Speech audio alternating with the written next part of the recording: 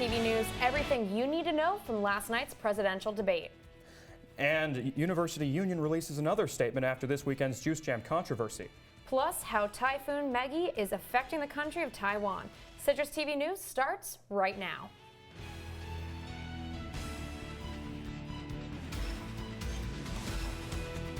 From the Citrus TV studios, this is Citrus TV News live at 6, your campus news leader.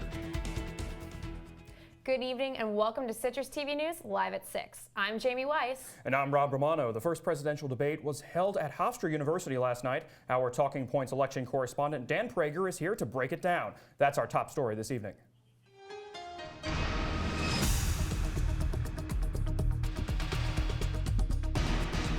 And last night's presidential debate was filled with tension, interruptions, and a lot of calls to fact-checkers. And it may have even broken records. The Nielsen company estimates 81.4 million viewers tuned in on 11 networks. This would break a 36-year-old record. We are now joined by Talking Points election correspondent Dan Prager to tell us all about last night's debate. So thank you for joining us, Dan. It's great to be here. All right, well, first off, who won last night's debate? Well, the big winner was definitely Hillary Clinton. She did exactly what she set out to do, and that's make Donald Trump make mistakes. She really sat back, let the debate be all about him and all about his mistakes, and Trump did what Trump does best. He talked, and a couple of those times where he said things, he said a lot of strange gaffes that might hurt him going down the line. At the same time, though, Trump didn't really do that much to hurt himself among undecided and uninformed voters. So to those people where it's the first time they're seeing both of them, it may not have really affected their view of either candidate. So it remains to be seen. Absolutely. I mean, looking back at that debate, what moments, in your opinion, were the most memorable? Well, really the most memorable moment of the debate had to be when Clinton was talking about Trump's tax returns and when she was needling him over and over again about what might be in those tax returns. We have a clip of what she said, and listen very carefully to what Trump responds with when she needles him. He didn't pay any federal income tax. So that makes if me he's smart. paid zero, that means zero for troops, zero for vets. So if you listen really carefully, you can hear him say, that's because I'm smart, which kind of implies that he doesn't pay an income tax. And that's pretty bad to say, especially when he's the candidate of these like average American voters. Now, there were other moments where Trump said bad things, where he made kind of ridiculous mistakes. There was a point where Lester Holt fact-checked him, and Trump just came out right back and said, no, you're wrong. Now, on the other side, Clinton had a really memorable moment. She stayed back for most of the debate, but we actually have another clip of when Clinton was getting attacked for her salmon, and she really fought back against Trump. As soon as he travels to 112 countries and negotiates a peace deal, a ceasefire, a release of dissidents, an opening of new opportunities in nations around the world, or even spends 11 hours testifying in front of a congressional committee, he can talk to me about stamina. Yeah, so you really hear there, Clinton really fought back hard at some points, but most of the debate, she kind of let things slide and let Trump have his moments. Well, Dan, that was just the first of many debates to come. What are we going to see in the polls these next few days? You're probably not going to see all that much. A lot of people thought one way or the other this would be a game changer. You either give Trump the momentum or give Clinton the momentum to win this election. But really, it didn't do all that much. It's kind of just a standard, normal debate, one like Obama-Romney 4 years ago. So you're going to see maybe a point or two boost in states or national for Clinton, but it's not going to be all that much. And these undecided voters that may sway toward Clinton after this debate could probably sway back toward Trump if he wins the second one. Definitely a lot of firing back and forth. Thank you so much, Dan. Thank you so much. And today is National Voter...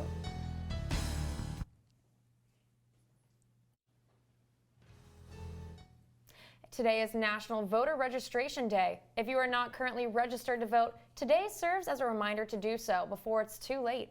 According to the National Voter Registration Organization, 6 million Americans did not vote in 2008 because they were not registered. Here on campus, you can register to vote outside of Byrd Library. And SA's new bike sharing program has been welcomed by students. As Nick Papatonis reports, it's been in the works for a while, and SU has big plans for the future. I think it is because I live on South Campus actually, and I think that if they had more available bikes to bike down from South to here, it'd be really beneficial. Students have nothing but good things to say about SA's new bike sharing program. With the ability to take out a bike for the day, the program gives everyone on campus options for faster, eco-friendly transportation. But with any idea, there are logistics to work out. It'd be hard to track who messed up the bikes, or if there's a missing part, or if there's flat tires and stuff, if they had different areas where they could fix the bikes. But it wasn't implemented overnight. Yeah, so the bike share program actually, to me, is the beauty of student association. This idea came about 3 years ago with Daniela Lopez, and then so she laid the groundwork. Jane Hong last year did all of the legwork, worked really hard on it, and I came on this year to really execute it. Those 3 years allowed SA to plan every part of this idea. 2 bikes are stored as replacements, and interested participants need to go through a sign-out process each day. In front of me are 1, 2, 3, 4, 5 of the 10 current SU bikes. In the future, the Student Association plans to expand this program to many more. So the next thing that we're going to look at very seriously are adaptive bikes. So bikes that use your hands to pedal with, or just bikes that are used by differently abled students around campus. And then after that, we've had a lot of interest. Yesterday was our first day, and all the bikes were shared out. The 10 bikes were purchased as a small pilot for this fall. If the program continues to succeed, there could be as many as 100 bikes in the future. Reporting for Citrus TV News, I'm Nick Papantonis. And Lalonde says the bikes will likely be stored for the winter after Thanksgiving break. And following Fetty Wap's no-show at Sunday's Juice Jam Music Festival, University Union co-directors of concerts released an informal letter to students this afternoon on social media. Frustrated was expressed with the travel delays, which the letter says pushed Fetty Wap's arrival in Syracuse back to 5:55 p.m., nearly an hour after his scheduled performance time of 5 o'clock. UU said that a refund was not possible and that the money from Juice Jam's ticket sales will be allocated to fund future University Union events, including Mayfest and Block Party this spring. And earlier today, Chancellor Ken Syverud announced the search committee for Syracuse's new chief financial officer. The committee will consist of university leaders, staff, and board of trustees members led by Chancellor Syverud. The main priority of the new CFO will be to help the university continue its academic vision by allocating funds. And Pete Sala and Dr. Ruth Chen will once again co-chair the Syracuse University United Way campaign. The program is currently in its 45th year. United Way is a workplace campaign that unifies all employees within a company and provides them the opportunity to donate and volunteer with the community. In order to support the 91 local programs SU is partnered with, the nonprofit organization encourages all employees to make a donation of any amount. Pledges can be made through MySlice at any time. The 14th annual Syracuse University Human Rights Film Festival begins tomorrow night. The annual event presents screenings of award-winning films that address social justice issues around the world. The festival will open with a screening of The Man Who Saw Too Much on Thursday at 7 p.m. in Herg Auditorium. Screenings will continue through Saturday evening. Movies and times can be found at syr.edu. And the speaker for this year's Martin Luther King Jr. celebration has been announced. J.R. Martinez will be the keynote speaker for the 32nd annual celebration held in January. Martinez is a veteran of the U.S. Army, as well as an actor, author, and motivational speaker. Tickets go on sale November 1st at the Shine box office. And coming up, Hillary Clinton held a rally in North Carolina today. And find out what trends Google discovered from the debate last night. Stay with us. And if you take a look behind me, you still see students walking on the quad enjoying that low 70-degree day we had today. But when will you need to break out that jacket? Stay with us and I'll tell you just when you will. I want to eat apples and bananas.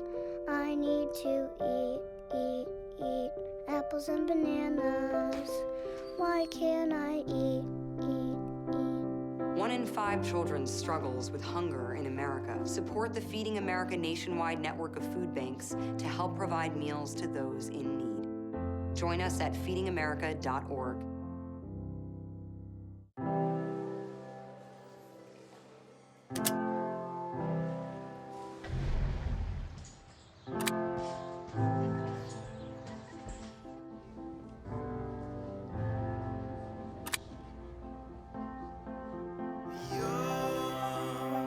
Beautiful.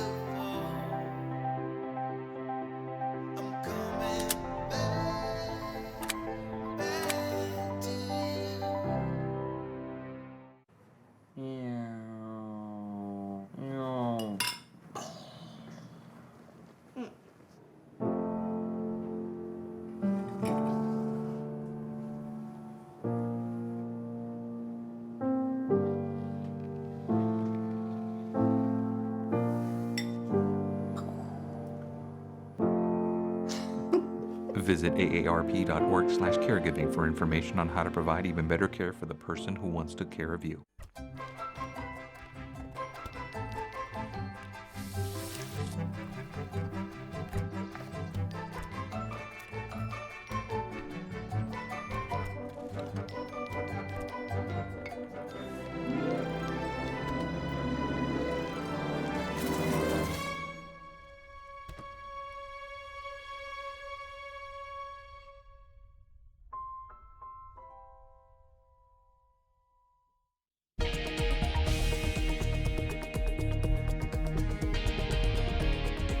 Welcome back to Citrus TV News. Google searches showed some interesting results last night. Trends from the search engine show that more people looked up Clinton's name than Trump's in all 50 states after the debate. If the search results are any indication, Clinton may now have a small lead. That's right. Google says that many use the site to do their own fact-checking, and the most searched topics were the candidates' stances on immigration, abortion, and guns.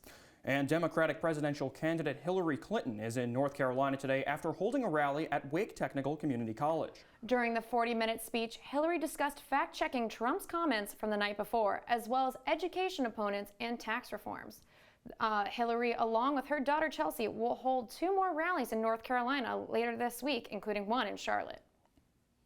And this Wednesday, CNN will be hosting the CNN Presidential Town Hall, America's Military, and the Commander-in-Chief. President Barack Obama will be discussing topics such as national security and foreign policy with CNN anchor Jake Tapper.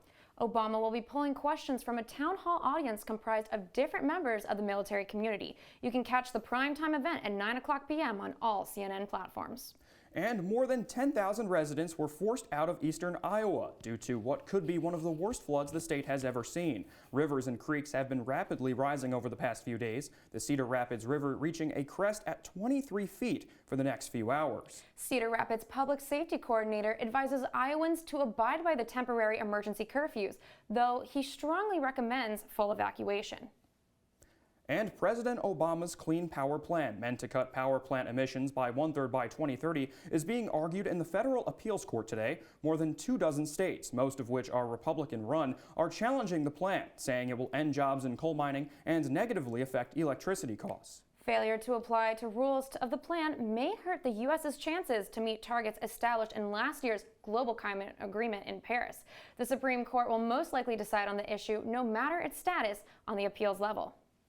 And 2 bomb attacks occurred in Dresden, Germany last night, according to police. The first bomb targeted a mosque at about 10 o'clock p.m., while the second targeted the International Congress Center just minutes after. No one was killed or injured in the attacks, but property was damaged. Police believe the 2 separate attacks were related, though no one has claimed responsibility.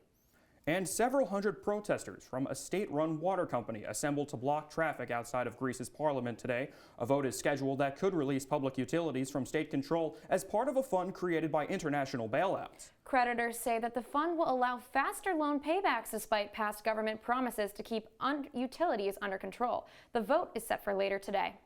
And Typhoon Meggy made landfall in Taiwan on Tuesday. The storm brought strong winds and scattered debris across the island nation. 4 people were killed and more than 260 were injured. More than 2.9 million households lost power and 8,000 people were evacuated from the mountainous area in Taiwan due to risk of landslides or the flood. Meggy is expected to reach the Chinese coast Wednesday morning.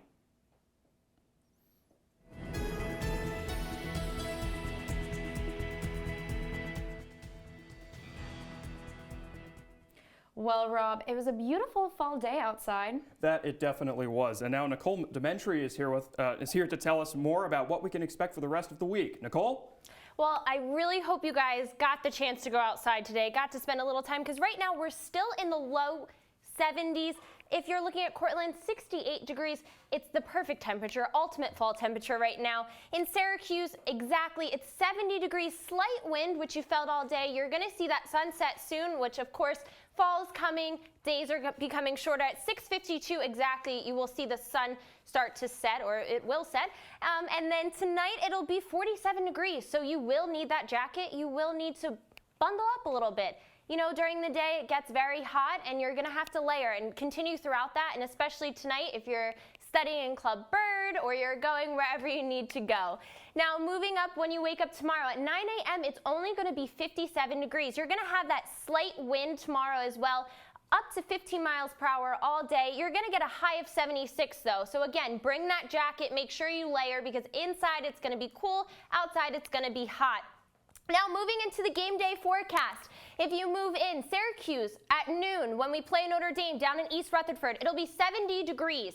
But in East Rutherford, it'll be 67 and raining. So that's obviously not going to be good, not fun, but regardless of where you are, the weather's not going to be too nice. Now, looking into the 5-day forecast, tomorrow, as I mentioned, 76 degrees, going to be pretty nice, but we're going to have a system come and move in that'll bring lots of rain late Wednesday night. It's not going to let up until Saturday, and then the temperatures will be back up into the low 70s for Saturday and Sunday, but not nice enough to go find your Honeycrisp. Well, Nicole, you're right. That looks like a ton of rain. Is there any way, aside from Saturday, that we can find a little bit of dryness? I would say wait until next week, because right now it just looks like rain, rain, and more rain. Saturday, you'll find that cloudiness, but Saturday night, again, it's going to rain all the way through Sunday, and then next week, you'll have to tune in tomorrow to see if Monday and the rest of the week will be looking a little bit nicer. Absolutely. And I guess I'm the only one on campus who kind of likes the cold. I'll say it. Oh, no, I do too. I'm with you. But, looking to the future, it's the end of September. Yeah. Any chance that, things are going to cool down anytime soon and it's really going to feel like fall and eventually winter when it really sets in? Well, we've had an extreme drought this summer, and it brought extreme temperatures as well as obviously no rain. So we're much needed this rain right now. And these cooler temperatures are coming from the different pressure systems moving in, bringing through the rain. So it's going to fluctuate. Right now at this time of year, we're supposed to be in the low 60s. We're in the low 70s. So we're a little bit higher. I mean, the Farmer's Almanac is saying we're going to have a really tough winter. So maybe hold on to a couple of those warm days just in case, because it's looking like a snowy one. Oh, gosh. Yeah. Well, thank you so much, Thank you. Nicole. Thanks so much, Nicole. And coming up, a change to gift cards in the state of New York. And a new SUV unveiled from Jeep. We'll be right back.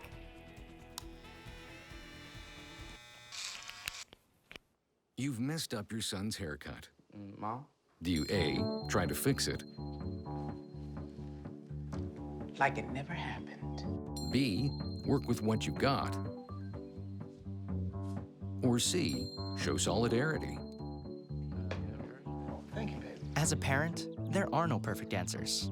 But you don't have to be perfect to be a perfect parent. Thousands of teens in foster care will love you just the same. Adventure can be found anywhere, but the best place to start is in the forest. I spy something beginning with S. Snow? No. Snow-covered trees? Nothing to do with snow. Head outside to discover incredible animals and beautiful plants that come together to create an unforgettable adventure. Wow. So grab your loved ones. Don't even. And explore a world of possibilities. Come on, this way. Visit discovertheforest.org to find the closest forest or park to you. Fancy pants peanut butter? A big screen television? You haven't even bought a sofa yet. A motorcycle?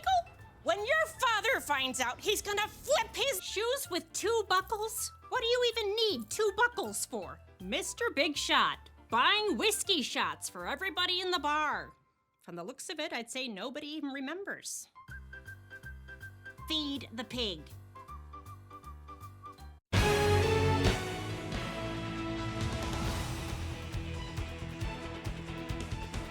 Detectable levels of toxins were found in Owasco Lake last night by the Cayuga County Health Department. This is caused by massive summer blooms of blue and green algae in the lake's treated water. Both Auburn and Owasco draw their water from this lake. Although the levels are lower than those stated in the U.S. Environmental Protection Agency health advisory, those who drink the water are advised to wait long-term for the consumption problems. And one of the world's largest pharmaceutical companies will not split despite Wall Street speculation. Pfizer announced Monday that the company will not separate into 2 businesses. Pfizer is best known for being the maker of medications like Lyrica and Zithromax. Pfizer believes this is the best way to maximize shareholder value, but reserves the right to split in the future if they choose to do so. And if you still have old gift cards from the holidays that you haven't used yet, you can still get your money's worth. New York Governor Andrew Cuomo signed off on a change to the current rule regarding imposing user fees on the unused balances of gift cards. The 13-month limit has now been raised to 25 months of inactivity after insurance before user fees can be imposed. And the Consumer Confidence Index has increased by 2.3 in the past month. According to a new report, the economic indicator measures consumer optimism in the nation's economy. This report exceeded the expectations of private economists who had predicted a drop in performance. This gain was caused by improved opinions of the U.S. labor market and is the strongest reading since 2007. And Jeep is unveiling a new SUV in hopes of boosting sales. It's a redesigned version of its Compass model, which is smaller than the Jeep Grand Cherokee. The car will have 17 different fuel-efficient engine variations. The car will be available in 100 countries around the world, and the Compass will be on sale in the U.S. early next year. Coming up in sports, a former Cuse lacrosse player was drafted. David Ortiz prepares for his last series against the Yankees. Plus, field hockey experienced their first loss of the season. How did that affect the rankings? We'll let you know after the break.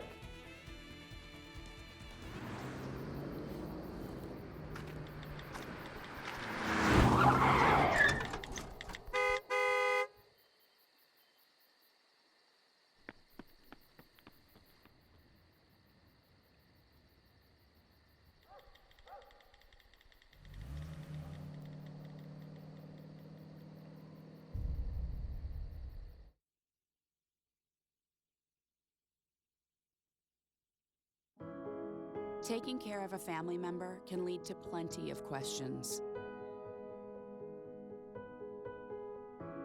Fortunately, there's a place to get the answers, for them and for you.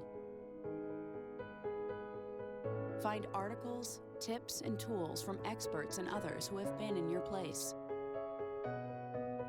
The Caregiving Resource Center at aarp.org/caregiving. Look at you. You're at the top of your game. You're unstoppable. Nothing can throw you off track. Wait, is that your car? Uh-oh. Yeah, I saw that coming. That will throw you off track. You're looking at around 10 grand in fines, legal fees, and increased insurance rates. Let's try this again. Smart move. Because buzz driving is drunk driving.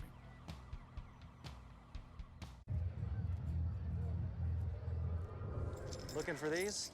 You drive buzzed. It could be one very expensive ride. First, you gotta make bail. Then pay me to get your car back. Your insurance premiums will go through the roof. And my legal fees just keep adding up. All told, it could end up costing you $10,000. Buzzed, busted, and broke. Because buzz driving is drunk driving.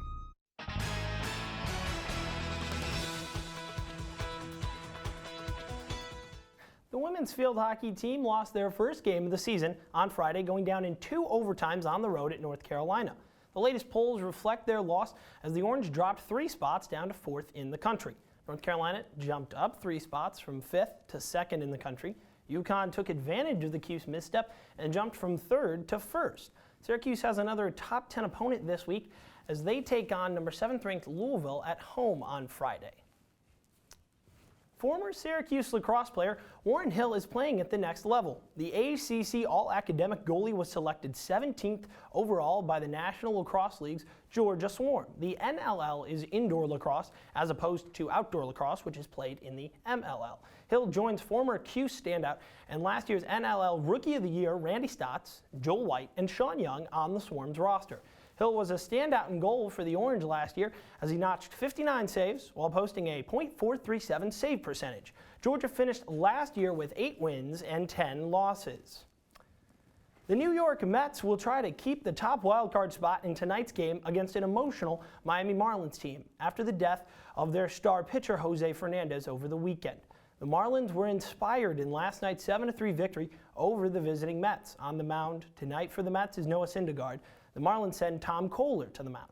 Also, the Mets will have to continue their playoff push without pitcher Steven Matz, who was suspected to be out for the rest of the season and now is ruled out for the rest of the season as he needs to have elbow surgery. The Mets plan to donate a Fernandez number 16 Mets jersey that was autographed by all the Mets to the Marlins.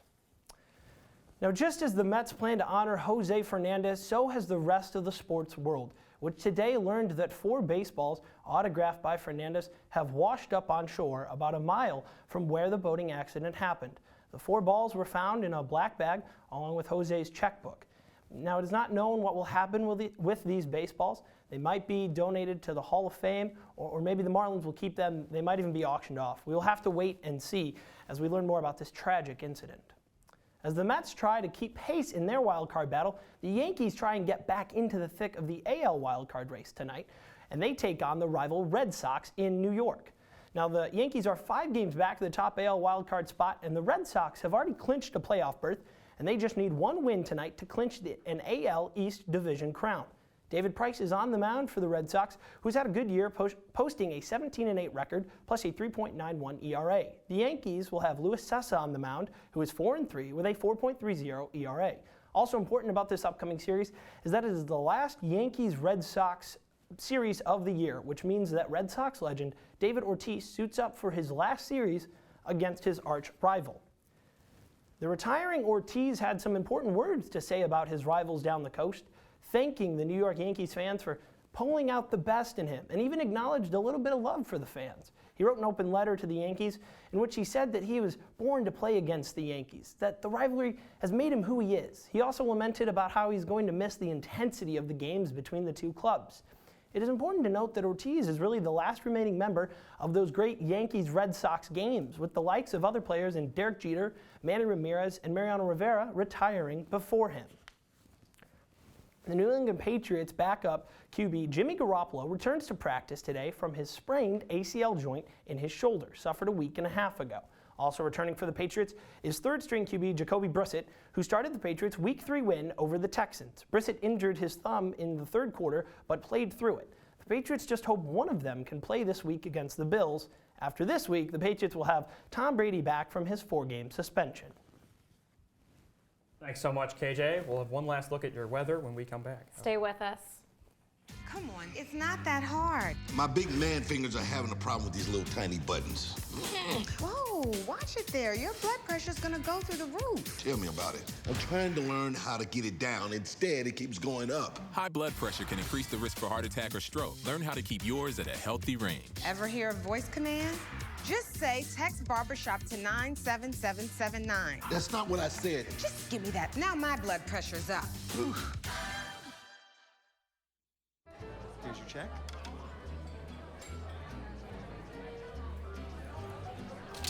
Oh, you got it.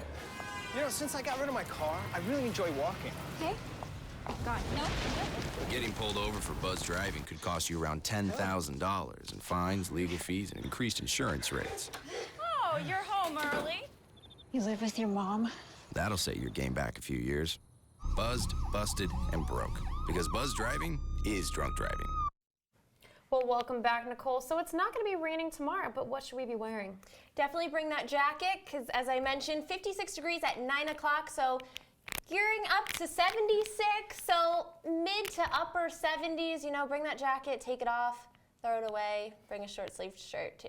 Well, perfect. Thank you so much, Nicole. And that's it for Citrus TV News Live at 6. For more news, you can like us on Facebook, follow us on Twitter at Citrus TV News. Thank you so much for watching. Have a good night, Syracuse.